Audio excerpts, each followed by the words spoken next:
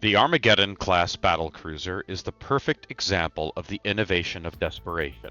Almost entirely created from the damaged or ruined hulls of lunar cruisers, they were designed and produced to fulfill the growing need for battlecruiser-level firepower.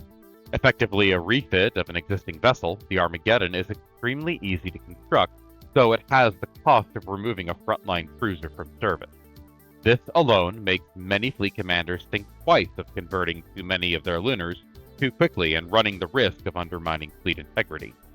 The very first vessel to be upgraded to the Armageddon class was the Orion, an already venerable vessel that suffered significant damage defending the world of Tyrants.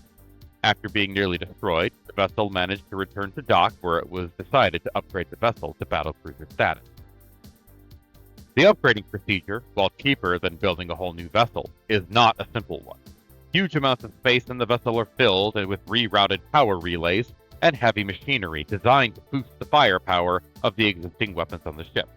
The two battleship-grade lances on the dorsal spine further complicate matters for the crew inside, who now have to deal with 3,500 additional souls to man said equipment. Cramped conditions and short-lived systems of the vessel make service aboard Armageddon particularly unpleasant for the 97 to 101,000 soul crew. Normally, these conditions would be considered too extreme, even for an Imperial Navy vessel, to operate safely without risk of mutiny or sabotage. What keeps these vessels popular is their incredible lethality. Equipped with 6 macro cannon batteries and 2 lances facing port and starboard, that now reach the battlecruiser standard ranges. And the 2 long-range lances, it becomes an effective cruiser killer like the Lunar. Its modular prow permits rapid refit of 6 torpedo tubes for a Nova cannon for highly decorated and connected or wealthy commanders. Supported by a 2nd Squadron Armageddon, they can damage or destroy enemy battleships with 2 concentrated volleys of fire. Armageddons are regularly used as flagships for small detachments of vessels and hunter-killer formations.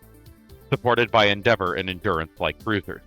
The Cathedra, Hammer of Light, and Thunderchild would solidify the pattern's reputation during the Third War for Armageddon, even with the loss of the Thunderchild at the Battle of Pellucidar.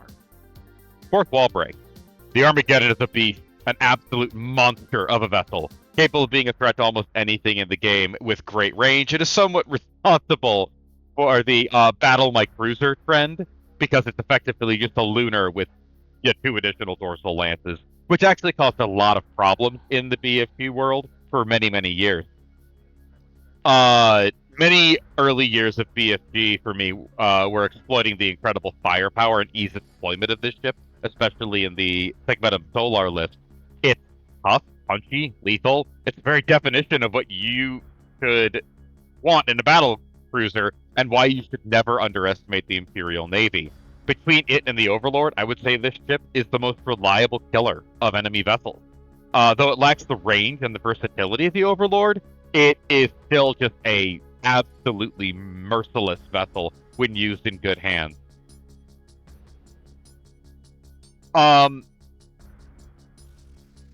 it the Nova Cannon was a later development, and I wasn't a huge fan of it because I really do feel that the battlecruiser should be a more specialized vessel. They should be more focused on the specific tasks that they were designed for. I didn't really want it to be a battlecruiser lunar in that regard. I would really wish that flexibility stayed in the cruiser level, but it's still, it's still a beautiful vessel. And there's an amazing irony to the Armageddon.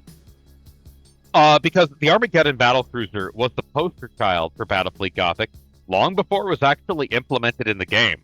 The traditional image that you see right now is an Armageddon battlecruiser, which wasn't available when the box that it was printed on was released. There was no Armageddon battlecruiser at that time. Trust GW not to pay attention to their own artists once again. I mean, we all know that that particular flaw. Either way, what are your glory stories of the Armageddon? I have way too many to count.